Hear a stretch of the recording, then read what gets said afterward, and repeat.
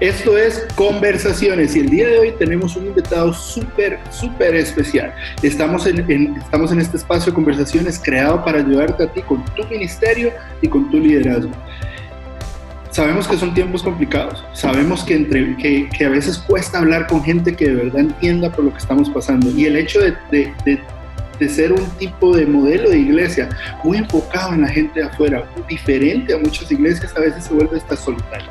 Nos dimos a la tarea de buscar una persona que supiera lo que es liderar un tipo de iglesia como la que estamos liderando, que tenga un poco más de experiencia que algunos de nosotros y que pudiera darnos un poquito, sus 2 centavos, como dicen en Estados Unidos, sobre qué ha estado aprendiendo y qué ha estado haciendo. Vamos a tener la oportunidad de conversar con Clay Scroggins, pastor de Bucket Church en Atlanta, Georgia, y vamos a poder preguntarle sobre comunicación, sobre innovación, sobre liderazgo, inclusive sobre esta nueva tendencia de consumismo en la iglesia, donde la iglesia o los mensajes o todas las cosas que se hace simplemente es algo más que se consume.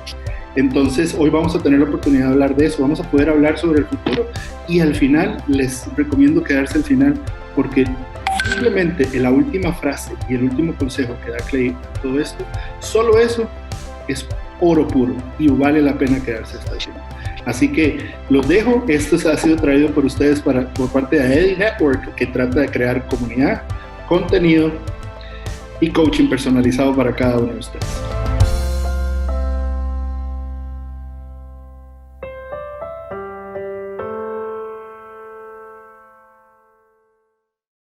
Thank you very much, Clay.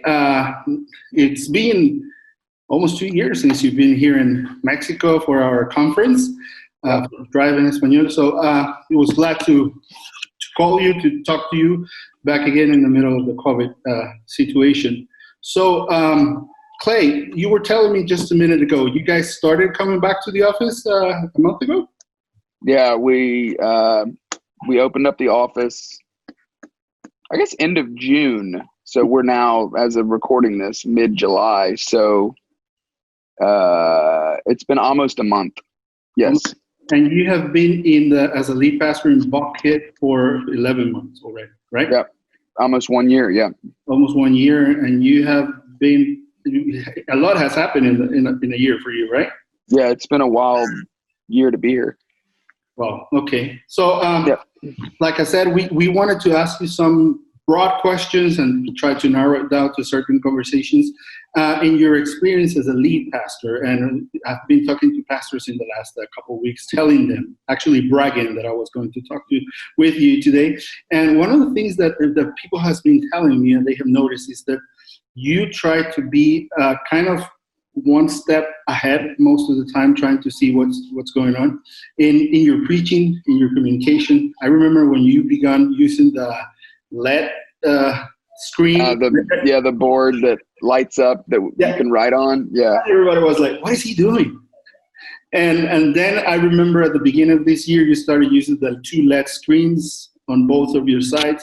And then you walked around Bucket for these last 4 8 years. Yeah. So tell me what motivates you to always try to innovate with your communication?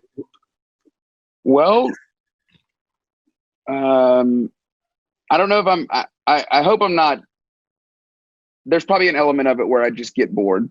So some of it is my personality, but I don't want to just innovate to innovate. The goal is to communicate in the most helpful, meaningful, memorable way possible so that God might use it to change people's lives. So the board, writing on the board, I believe there were a lot of partner churches at this event where a guy came in to talk about some of the neurology of the way our brains remember things and process information.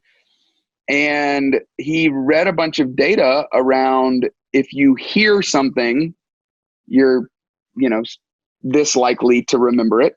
If you hear something and see someone write part of it out, it was like 4 times more, 3 times. I mean, it was significantly more likely to remember it. And then actually the next level is using, pictures, writing things. I mean, when you write something, people kind of hang on the word And then you can also write something that will stay up there that people can look at the whole time.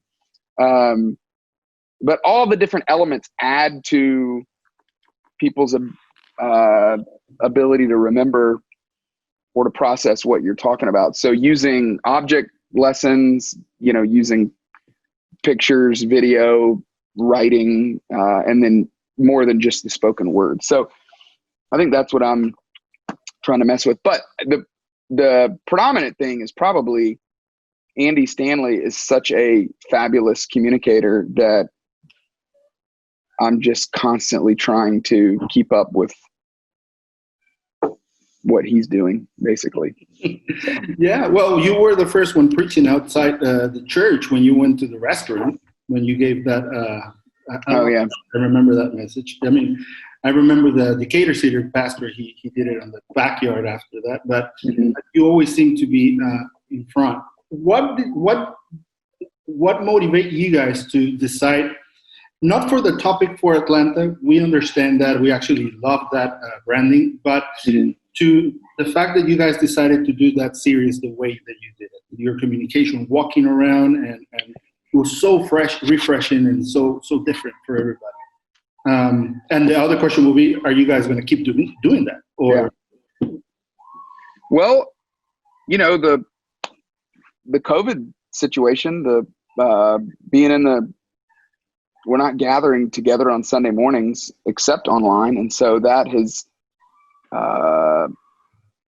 it just opens up the door to be able to do anything. I mean, anything's possible now because you don't have to be in the auditorium. I mean, we could have done that before, but there is something about being physically present in the room. And I know we use video, but video teaching, because most Sundays we're watching a screen. But if I'm going to teach, it just felt like, well, let's do it in the room where the people are going to be.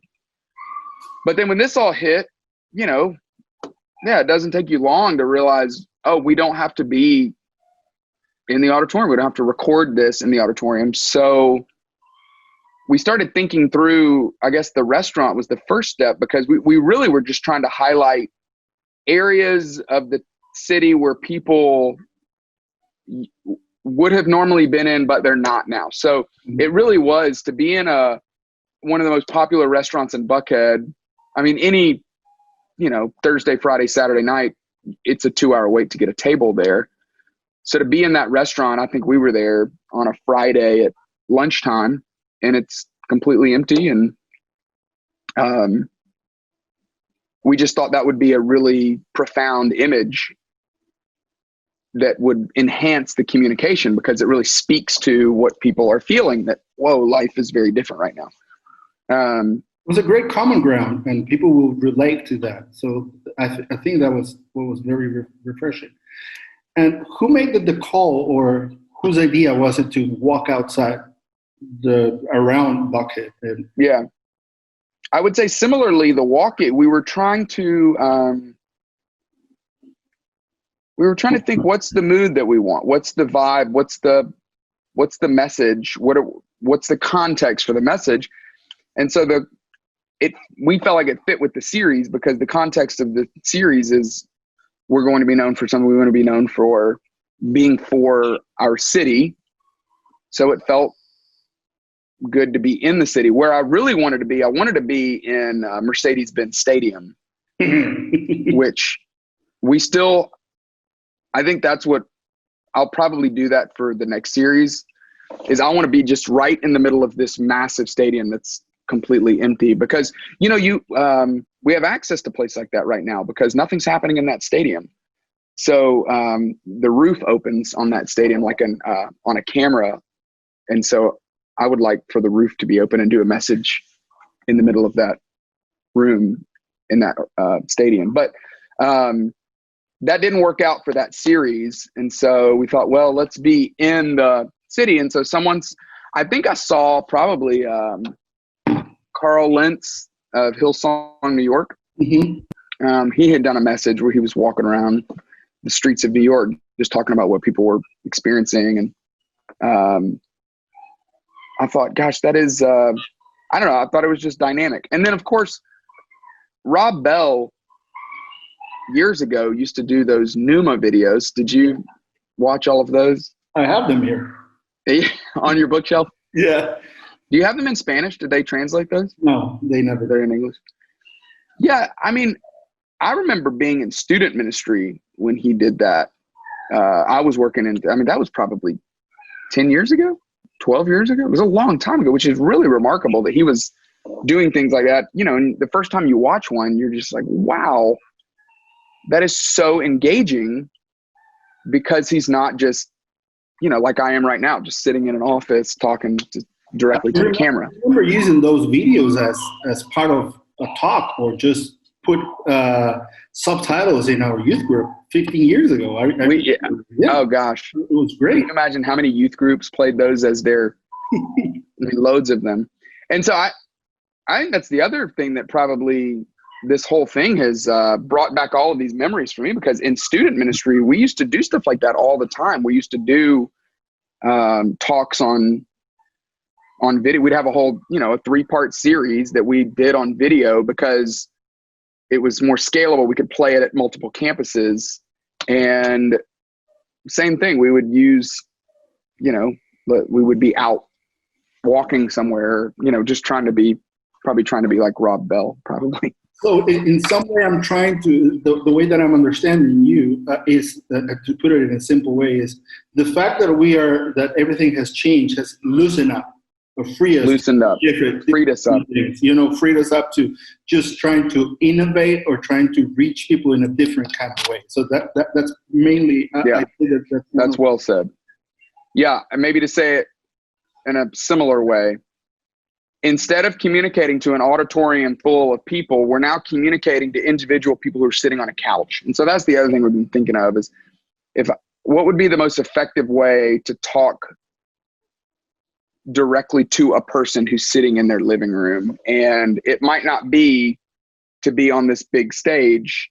I think that's the challenge we're feeling right now, is we're trying to recreate everything that we were doing in a digital way now. Well, we shouldn't be thinking that way. We shouldn't be thinking, how do we recreate what we were doing? We should be thinking, no, how do we create what's best for the medium that people are going to receive this on? So how do we create the best kind of media that is directly to the person sitting on the couch? I think that's the way we should be thinking about content right now. One of the things that we heard churches, we talk churches in 35 countries. So there's different contexts, different faces with COVID, but we have had churches that are deciding now to do not record services, but live services online. That's something that scares me, to be honest with, but it's so good, the fact that you can be able to interact. And I'll say that it will have to do a lot with the personality of the communicator. Have you guys thought about something like that? Yep, for sure. I think I don't know why we made the decision early on to just drop everything on demand on Sunday. So our stuff releases at 9 a.m. on Sunday, and then it's just there, it's just available. Mm-hmm. But we are in August, we're going to try a series where it's live. And what I really want is the best of both worlds. I want to be able to do maybe say hello to everyone, interact with people in the chat live, because I want the feeling of, hey, you got to be here at 9 o'clock to be able to get that. You know, we're all experiencing something together. So that's a very valuable emotion and a feeling and experience. But then secondly, I really like the ability to be able to create a message in whatever context you want to create it in. So if you want to be at the beach or at the lake or in the mountains to be able to create this message, we can do that. So what I hope is we'll be able to do a live beginning, then go to, music. We're still trying to figure out how does worship work online, but maybe then go to music that's been pre-recorded that's somewhere else, and then go to a message that's been pre-recorded that is in a spot that is specific to the message, and then do a live wrap up at the end. that would be my preference. That's what we're working toward. So it's kind of a live and on demand in a way. Okay, so you guys will be evaluating that, and because one of the things that I've noticed is, and I'm shifting a little bit on the topic, is this consumer era that we're in, that everything people consumes. I had a person telling me the other day, consumerism came to church now. Now people can just watch on demand, and they have it as a whatever church they want. Whatever church they want. I have a friend who's in a small group in Elevation in North Carolina. She lives in Costa Rica, but she's in a small group in her local church too. And so, how are you guys? Maybe I'm not sure of the verb, but tackling this reality about not trying to. How are you guys working towards that? Well, I think your assessment is fair. I think that is true, that we have created this more, or we are allowing, or people have a consumer mindset about church on Sunday. I guess we have to decide, is that something we want to try to fight, or do you want to leverage it? People can do it's not the church that's doing that. I mean, it's all of media is that way. I mean, I had a friend the other day who was asking me, what do I use? Netflix or Hulu or Apple or whatever, and I was like, we mostly do Netflix. And I was like, why do you ask that? And he's like, I'm thinking about moving over to Hulu because I think I finished Netflix. And I was like, what? Like you finished, like you watched everything? Well, not everything, but so I mean, the amount of streaming that's happening, right? The amount of content that people are consuming right now, period, is massive amounts of I mean, these platforms like Netflix and Hulu, they can't even keep up with the amount. They can't produce enough content for the amount of content people are consuming. So it's not the church that's creating it. I mean, this is happening in culture. But at the same time, the church has always been about go and listen to hopefully practical or expository, whatever Bible teaching you think is most helpful or most powerful or most life-changing. So there is an element that is consuming, because when you are confronted with truth or confronted with God's word, it causes you to change things. I mean, there's probably been things that you've said that people have sat there in a seat and listened to words you said and then went and did something different with their life, changed the way they were living, gave money, went and helped someone out. So we know that words change people. So there is a part of church that is consumer. We want people to consume great content. My kids, have you seen The Chosen? It's a new... is it good? It's phenomenal. It's a new series on the life of Jesus. And now my kids are all into it. And it's like tonight, it's what, we'll have dinner together and play outside or do something. And then before they go to bed, we usually will watch something, and they'll want to watch The Chosen tonight, which I'm not like, no, don't be consumers. I'm like, that's what the world is. And so we can fight it. And of course we have to have boundaries around it. And so we've got to create a kind of church that people want to engage with. I think that once they consume, that we're giving them pathways, that we're giving them steps. Is there a way they can serve? Is there a way they can get in a relationship with people? Is there a way they can have conversations about this? We use those simple terms. Our hope for people is that they would, it used to be come and listen. Now it's really get online and watch, and then gather and discuss, and then go and do. I mean, that's always been, there's an aspect of our faith and ecclesiology and church work that is that you want people to listen to a sermon and then sit around and talk about other people and then go and do something different with their life because of it. So I guess I'm just saying, I'm not really interested in trying to fight against people's consumerism. I want to create the kind of church that once they consume something, it causes them to then do something different with their life. That's what I would prefer. There was an interview with Lane and Rick Holiday on Northland Partners, and one of the things that they said that I've found it really simple but really profound, the fact that they said, we used to say a church where church people would love to attend. Mm-hmm. Now we want to say a church where church people love to engage. Love. Okay? Yeah. or So just love. I like just dropping it all together. That unchurched people just love it. Whatever it, all that it is. But yeah, it's not to attend anymore. mm-hmm. So my other thing, the other thing that I wanted to ask you was,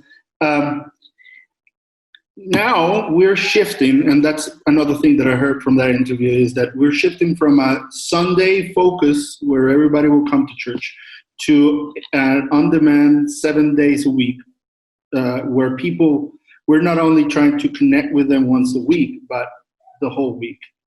That seems like a big shift. So how would you say, what are you guys doing, or what decisions are you guys making towards being able to engage with people 7 days a week? I would say yes. Our hopes, I like the term 167, that we want to be a 167 kind of church. There's 168 hours in the week. We used to be all about the 1 hour on Sunday. Well, because of the internet, we've got this huge opportunity to connect with people outside of the 1 hour of the week. So yes, that is our hopes. We still have not figured that out yet. We haven't figured out how to do it. The majority of people that watch our services still watch at 9 and at 11 on Sunday, even though they're on demand and they can watch them anytime. The number of people that watch at 9 is larger than the number of people that watch the rest of the week. That doesn't include people that listen. That doesn't include our podcasts, which podcasts are meant to be a more on-demand type format. So yes, how's the world changing? The only thing that I mean, what do you watch that's live right now? Not much. I mean, there's two things people watch. They watch news and they watch sports. Those are the only two live things that I know of that people really watch live. Everything else is on demand, because you don't want to sit through all the commercials and you don't want to have to wait till next week for the other episode to come out. So I do think the world is eventually going to move that way, but part of our challenge is we're still in Sunday is still a cultural experience. I mean, one of the few remnants from the past is that you can't buy alcohol until after, I think it used to be you can't buy alcohol at all on Sunday. Now you can buy it at noon. But even that's kind of funny that we even have that law that you got to wait until noon to buy alcohol. I say that not because I'm trying to buy alcohol at noon on Sundays. I'm just saying it is still a cultural, there are sports on Sunday mornings, kids, youth sports, but it's still rare. It's not completely common. And so there's still kind of this leftover cultural sacredness to Sunday morning that is reserved for church. And well, that's going to change. I mean, it's already changing, but we just haven't seen it yet in people's rhythms, but surely it will eventually. And when it does, we've got to be ready to engage people wherever they are, whenever they need it. We live in just the society we live in. People they don't want to wait.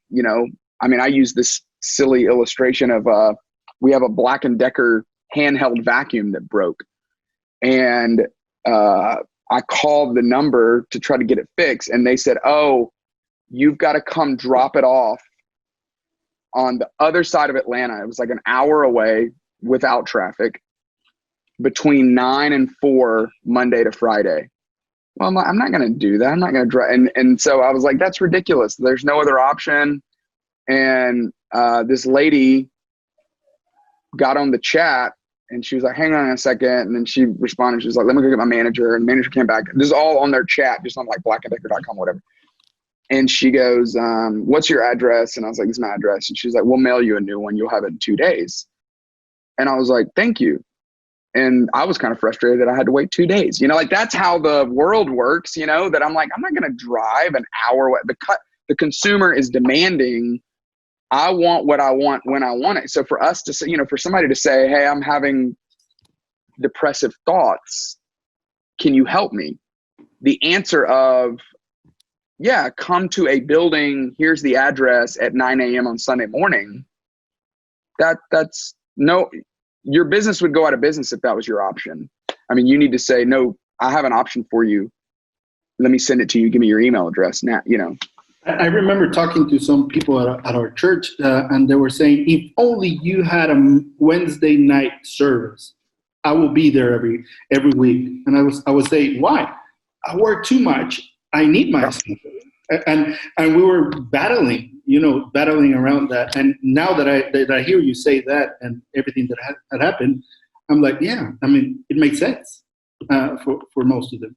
Now, which I think that's a missed opportunity. I mean, I think we've talked through that, and I don't know why we haven't done it yet, but we should be offering church services. I mean, you can watch it on demand whenever you want, but if there was a live component to it that you didn't want to miss, we should be offering that before, 7 a.m. and 7 p.m. on, different days of the week so that people don't have to wait. But I think those are the kinds of things that to start thinking 167, the other 167 hours, those are the things that that we need to be moving toward.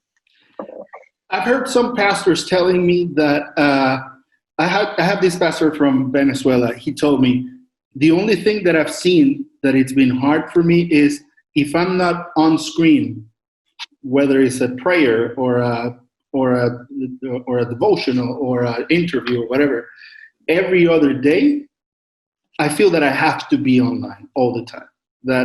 And I had another pastor from Mexico saying, I needed to get a break. I mean, I cannot. They want me. It's been hard to put somebody else in other teams.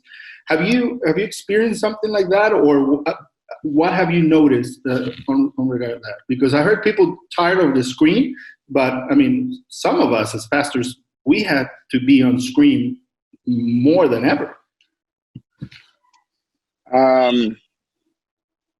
Yeah, I think that's all. I mean, 50 years ago, I'm sure it was, pastors were saying if they were trying to pastor a community, maybe people were calling them on the weeknights, or how do I disconnect and remove and set boundaries? If that's what you're asking, I think that's always going to be a challenge. How much is enough? And am I willing to go, all right, this is what I'm going to do. I'm going to do a sermon this part of the week. I'm going to do a prayer thing this part of the week. And then I'm just going to have to trust that God's going to use that. And there's other people that can fill in the gaps. I think we have to be willing to set boundaries. But at the same time, the challenge is, people are walking around with their phone all the time. So they can always, they'll consume as much content as we can create, I think. So it's a great opportunity. We just have to figure out, I don't have a good answer, but I think your pastor friend is right. We got to figure out how to balance that. I've seen that in your case, in Bucket, I've seen different faces, different people, even people that I never knew they were there because they were never on screen. Have you guys, how do you choose, or you just have people who say, yeah, I'll do it, I like it, or people say, no, please don't put me on the screen, I just don't want to. How have you been able to manage that? Yeah, it's both. I mean, there's a talent level. I mean, there are certain people that are good at it and certain people that are just, it's more challenging. But I would say it's real similar to putting people on a stage. I mean, there are people probably that are good at it and people that aren't. But yeah, that's it. I don't feel comfortable answering the question because I don't feel like we're doing a good job at that. I feel like that's a real challenge for us. Part of the challenge is, you get 50 sermons a year, which you don't anymore. Now, the great thing is if I wanted to just do a 3-part series, I could just drop it whenever I wanted to. So we're having those kind of conversations too. But, you get 50 Sundays where a certain amount of people are going to be tuning in. So Andy does about 35 of those. So then that leaves about 15. Well, I've been doing 12 to 15 sermons for the last 10 years. And I would love to do a few more. So that's a constant challenge for me is, it's hard for me to give up any of those 15 to help out other people, but we got to look in our student ministry areas. We've got we're trying to be more intentional about diversifying both in age, gender, skin color and who's speaking. And we're doing not a great job of doing that. It's a lot of white men speaking at our churches. And that's if it's the same in 5 years as it is now, I feel like we will miss an opportunity to reach a generation that is looking for a more diverse expression of the church. Okay. I've seen that you have 5 kids, 4 or 5 kids? 5. 5 kids. I have 3. I had a friend, pastor, who asked me this question. They say we are. Let me see if I can get this phrase right. We are not the ones building the church for the next generation. But right now, it feels like we have grown and developed new things. Like I heard that it's every month it's been like a year of development. So it's been 4 years, real fast. Yeah. So my friend just wanted me to ask you, what do you see the church is going to be like for them? I mean, our kids are 10 years old. For them in 15 years or in 5 years, what are we looking for that we should be ready or, aiming or getting the terrain ready for them? Yeah, I would say, I mean, we're all trying to figure this out, so who knows? But yes, it feels like 5 years of change has been compressed into a few months.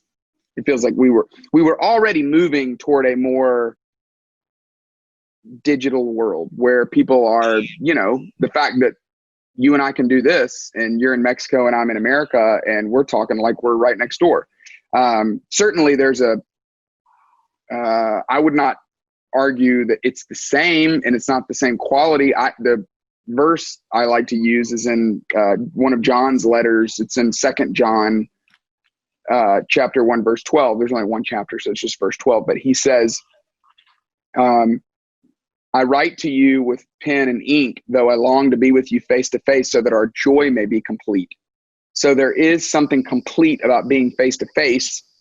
But because of this technology, we don't have to be. So I think what I hope to see in the future, in 5 years, the church that our kids have is still about relationship with God and relationship with each other. That there is still an element of they're exposed to great teaching. There's a desire to understand the Bible. And then there's an easy way to get into relationships where they're meeting on an intentional basis to have conversations around faith. I think that's what the church has always been about. And I think that's what the church will always be about. Now, there's all kinds of challenges in that. Like what you said, you can go listen to any preacher you want at any point in time. That's okay. One of the things I think it's okay, but one of the things we're trying to focus on is, I don't know that we can be the best online church in the world. That's not really our goal, is to be the best online church in the world. We can be the best local church for our community. And the world is getting bigger in one way and it's getting smaller in another way. I feel like everyone has an Apple phone, from Kanye to the 8th grade kid down the street. But then also people, and you can have friends all over the world. But at the same time, it's getting more local. People want to be in their community. There's a stronger desire to know their neighbors and to know the people that they live around. And there's more of a sense of identity and pride around the neighborhood you live in Atlanta now than there was maybe 10, 20 years ago. That, I think that's healthy. So I think technology is making the world big in a way. And I think this desire for local is making the world small. And I think the church has got to be big in the way we reach people all over the world, and then small in the way we still connect people into relationships. And I think that's the way we've got to, and serve our communities. That's what I hope the future of the church is.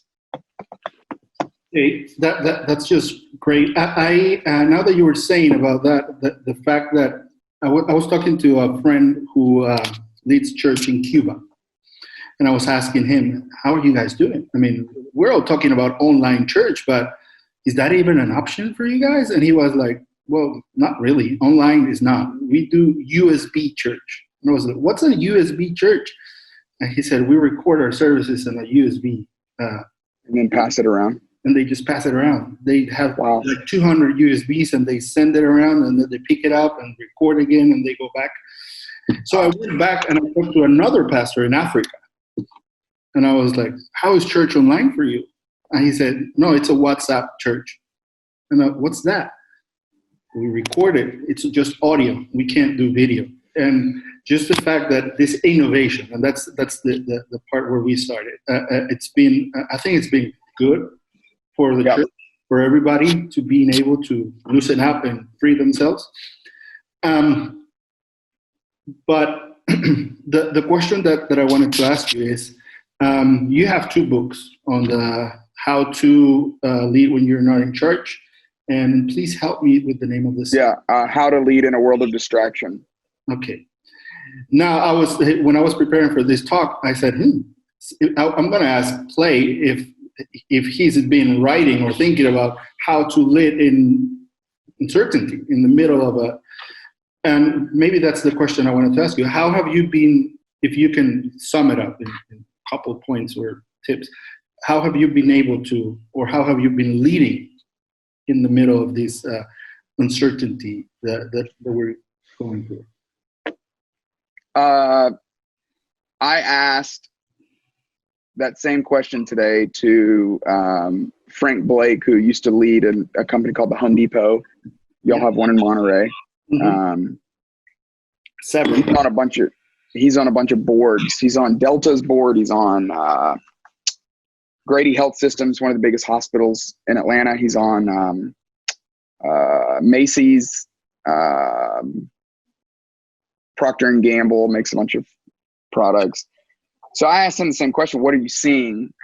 What are great leaders doing to lead in a crisis in a situation like this? And he referenced Ed Bastian, the CEO of Delta, who's obviously been, in February, they were looking at the best year that they were ever going to have. And then by the end of March, they were thinking about how are we going to furlough people, or how are we going to adjust to a massively different world? So I think some of the things that he pointed out that Ed is doing are things that I don't know that I'm doing well, but are certainly things that I'm trying to do. First of all, I think great leaders are really able to be brutally honest about what's going on. So not being afraid to admit, hey, here's what's happening and this is hard. And I think the decision we made to say, hey, we're not going to gather at least through this year on Sundays was a significant decision, but I think it took some courage to say that, even though I think the feedback we've gotten from people is, wow, that's very startling and that's very sad. But at the same time, yeah, I think you're right. I think trying to be brutally honest with what we're experiencing. Number 2, trying to communicate with a sense of hope and a sense of optimism, even in the middle of really hard situations. I think that's what great leaders do, is that they are voices of hope and voices of optimism. Their head is not in the cloud, and not being willing to admit reality, but we have to be the voice of hope of, hey, we are going to get through this. It is going to come and it is going to go, and we can be better because of this, and God can use this to help us grow. And then thirdly, I think learning a new cadence of communication. People need to hear our voice during this season. So Frank recognized that that's one of the things that Ed Bastian has done really well, speaking directly to Delta shareholders, speaking directly to Delta employees on a regular basis, even when you don't have answers. And that's one of the things that I'm challenged with, is I usually want to wait until I have an answer for something to then speak to our congregation. But I think I'm trying to do a better job of speaking regularly to our congregation, even when we don't know the answers, even when we don't have answers. Hey, we recognize that it's really difficult for those of you that have little kids and those of you that have students right now. And we don't have great answers for how to help, but we we just want you to know we hear you and we're working on it. I think that's better than not saying anything. So I think learning a new cadence of communicating regularly, and then communicating not just through text and email, but with our voice, I think those are hallmarks of great leadership in the middle of crisis. Okay. That's super helpful. I can relate, especially to the last one, because I feel also that what new do I have to say? I mean, right. Yeah, I still don't know. Still bad. We still don't know. It's awful. Right. How many times can I contact somebody just to tell them that? But at the end, the fact of, like you say, being brutally honest, hope and optimism, and a new cadence of communication. It's just great. So I would like to ask you one last thing, and maybe it's a little bit cheesy. Can you have or can you give, if you could tell, like a big audience, lead pastors just like you, people leading through a new kind of church that they never led before. That's what we're all doing. What it's some kind of advice that somebody has given you, or that you feel that you can give people in this time? Yep. I want to look up this quote because I want to get it right, but there's a movie on Henry V, and there's a speech that he did on the Feast of Crispin, and I think it's the kind of speech that we need to be saying over and over again. Maybe I'll just paraphrase the quote, but things were bad, and things are bad now. This is what I'm telling our team over and over again is, hey, crisis is awful, but it is also, there is a gift that we have, that we get to be the ones that God has entrusted to lead our church through this. And there will be a day where things are better. And my hope is that we're going to look back on this season and go, I am so grateful that I got to be there when it was that bad, so that I could help lead our church through it and help lead our church out of it. So that when we are on the mountaintop and things are better and we're looking back, we can go, remember how bad it was then, things are so much better now. And I think there are going to be people that are going to be a part of what we're doing then that won't be a part of what's happening in the difficult time, that will almost look back and go, wow, what was it like back then? Tell me more, help us understand it. And will almost, I don't know that anybody will ever feel jealous or will ever wish that they were a part of this, but I think seeing this crisis as a privilege that God is allowing us to lead our churches through all of this, that's the kind of hope, the kind of perspective I want for our team, that this is not that we're going to one day look back on this and go, wow, I'm so grateful that I got to be a part. I got to be down there in the middle of the difficult times, and it's going to make the party and the other side that much more rich and that much more joyful, because we know how difficult this was now. So that's what I would encourage pastors with, and that's what I'm trying to encourage our team with. Oh, kind of reminds me as Joshua was getting ready to cross the it's just, I thought you were going to say Braveheart, William Wallace leading the people into I could, but yes, Joshua is a better example. Well, thank you very much, Clay. I'm sure this conversation is going to help inspire a lot of leaders throughout Latin America and Spanish-speaking churches. So thank you very much again for your time. And really glad to do it. I hope we can talk more in the future.